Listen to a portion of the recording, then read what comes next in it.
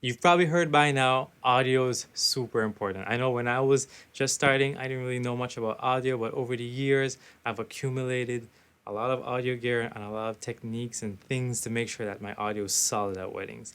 If you're watching this, you're probably looking for solutions for your audio, or you came to me in person and I said, yo, go watch my video. So here we are. Break.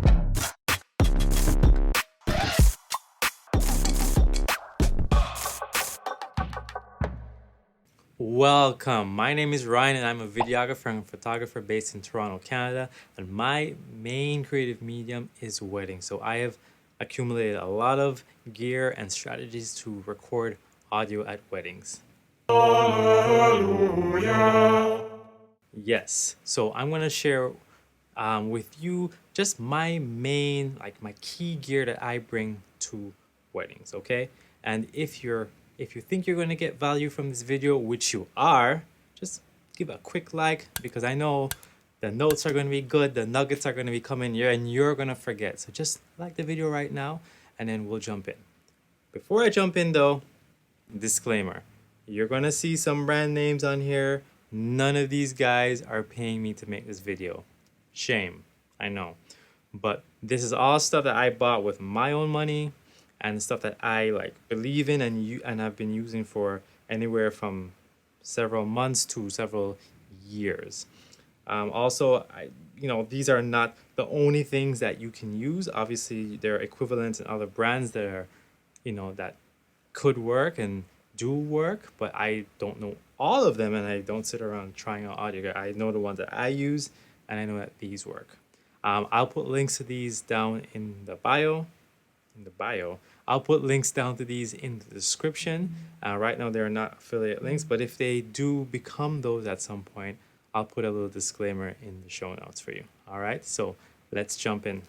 The first pieces of gear that I bring to weddings, and like this is like the core of my audio team, my audio stuff, is my field recorders. Okay, so these guys here are what we use to record audio from the soundboard.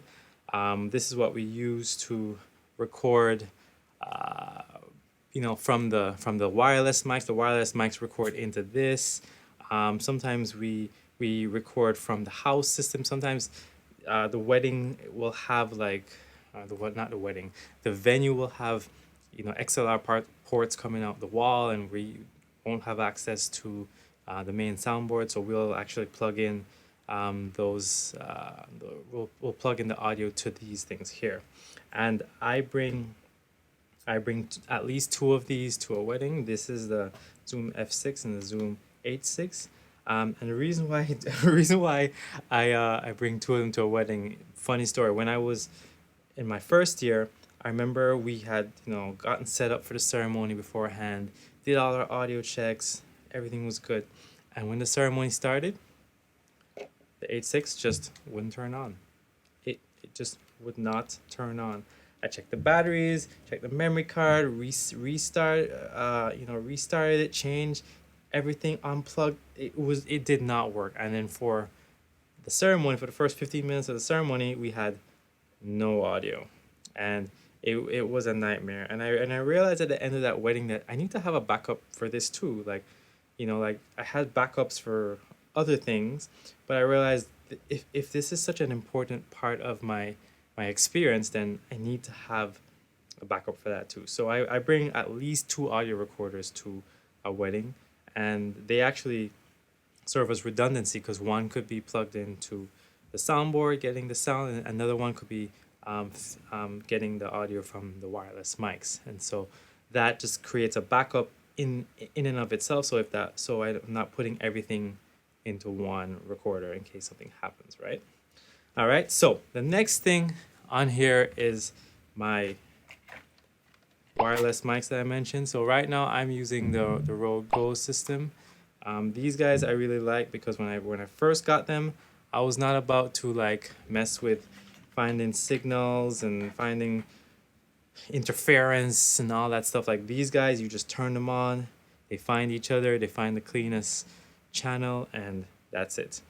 All right, then we have my little XLR to 3.5 millimeter jack. This is to plug in these guys, because these guys here go into the recorder, and the recorder does not have this. It only has XLR, so I'll plug that in there, and that's how we get those in.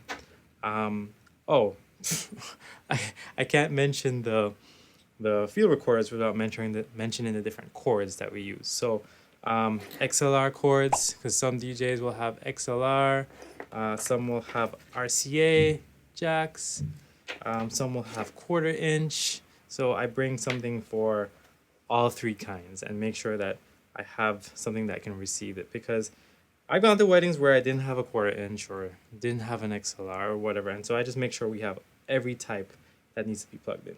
I also have a line out cable. Line out cable can be used to get the audio from the audio recorder and send that to somewhere else. So sometimes I'll send that to a camera and use that as a kind of like a redundancy, or sometimes I'll use it to send audio to a live stream, and so that we can get that clean audio while we're live streaming.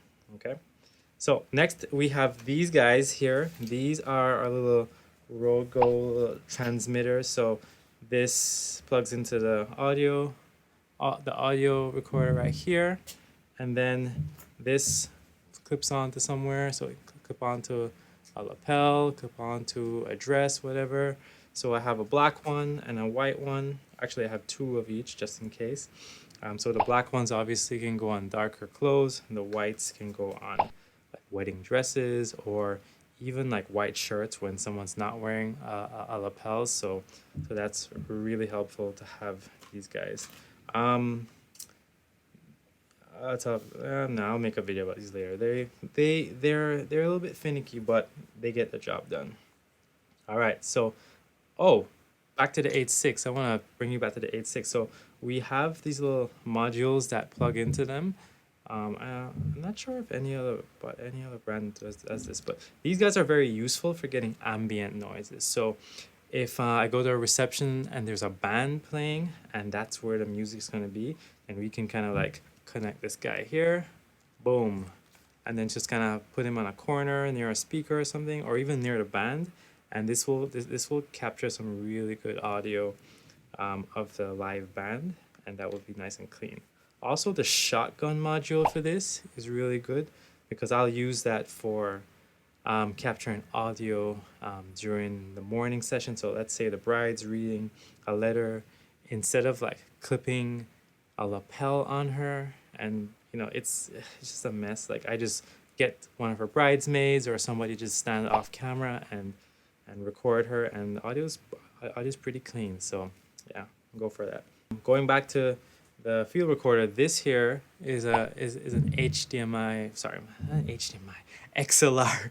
It's an XLR splitter, and so this splits, main input goes in here, and then you can split in two ways. So sometimes the DJ doesn't have an out, or or he's willing to split the mic. So we'll put, instead of running the mic into his board, we'll put it in here. One side goes to his board, one side goes to my recorder, and it's a balanced signal for each person. So there's no weird left-right ear thing. Like, everybody gets the full stereo or whatever signal that's being pushed through. So this has been a lifesaver, especially at venues again that have those XLR ports in the doors, or in the walls. Sorry, and yeah, we just plug in there. Batteries, this is just a small fraction of the batteries that we bring, because batteries for these guys in case they run low. Also for power, we have like literal cords that will plug into the wall, so these guys can run infinitely. Like, they'll run as long as there's card space, and I use like 64 gigabyte cards, so these guys will run for like 3 days without stopping. And then power bar. Sometimes we do weddings where like we go out in the boonies, or it's a tent and there's not many places to plug in, so we'll have a power bar to run the audio. You guys know this is an on-camera mic. Stick this on on the camera. This is one of the Rode ones. It has a Deadcat on there. I get a lot of cool questions and have conversations when I have this at a wedding. I personally keep it on because I don't want to have to slide it back on if we shoot outside, and it just keeps life simple, and people just think you're super professional when you have a dead mic on your microphone too. So I just leave it on. It just keeps life simple. Flex on those haters, you know. And then headphones. So headphones, not because I want to listen to music and drown people out, but I need to listen to the audio. So anything that's running into the audio recorder will, I'll be able to listen to it. Because sometimes like it happens where you get a feed from, you know, the venue or the DJ or whoever, and you listen to it, and if it hadn't been for the fact that I didn't listen to it, I would have gotten garbage because maybe they didn't turn on the out. You know, like sometimes some boards have a switch where you turn on the feed. Sometimes the signal's really bad and it's really hissy, and so at least I can listen to it and hear what's going on and ask for adjustments and whatnot. In truth, I should be using noise canceling headphones so that I can hear it without hearing the ambient, but your boy just squeezes it on his head like this. Oh, that sounded weird. And then I think I've done everything here. Yeah. So this is a little stand here. Well before the SwitchPod days, I was using this little stand here. This stand is so useful. You can put cameras on it. You can put audio recorders on it. Sometimes, again, when we're outside, it's kind of broke up here. Like this cork is falling apart, but he's putting in work still. So, yeah, so sometimes we do weddings that are outside. I call them bush weddings because, you know, we're outside and there's a lot of bush. And sometimes there's no where to put my field recorder. I don't want to put it on the ground. So I just open that up. Also, sometimes, you know, I don't want to put stuff all over the DJ's table sometimes if he doesn't have space, so that really helps. So this is kind of like the key gear that I use. Obviously there are like, I have multiple versions of the cords and, you know, little small adapters here and there, but this is kind of like the main show. And so we'll have stuff that we can run completely like cord free in terms of like power. When we have everything run by battery, we can run wireless. We can run wired. Oh, there's one more thing I use actually. Where is it? Actually, don't have right now. I think I lent it to somebody, but it's the Tascam DR10L, and it's a little lapel pack that just records and it saves within itself. So there's no worries about you know, wireless signals getting crossed or you know RF interference. It's just, you know, records internally, and I like that because it's quick to set up. So sometimes we need to do a first look or a letter reading for the groom, and you know, I don't have time to turn on the recorder and, you know, pair the headphones. You just turn it on. Most times the volume level is pretty good to go, and you just slip it in the groom's pocket, clip it onto his lapel, and you get solid audio for first looks, letter readings, and that kind of stuff. So that is it for key audio gear that I use. Again, we have little clamps and things that hold stuff and duplicates of cords in case, because, you know, contingencies and backups for everything. But that's it. So if you have any questions about any of this gear or my experience with it, or if you have suggestions for better things, or I don't know, whatever, just let's have a conversation down there, because I love learning from people around me, and I love just kind of sharing this advice. But until then, guys, stay courageous. See you in the next one. Bye. Yo, let's get this recording. Jeez. Wow, I almost forgot to push the record button on the audio device on a video about audio. What are the chances of that?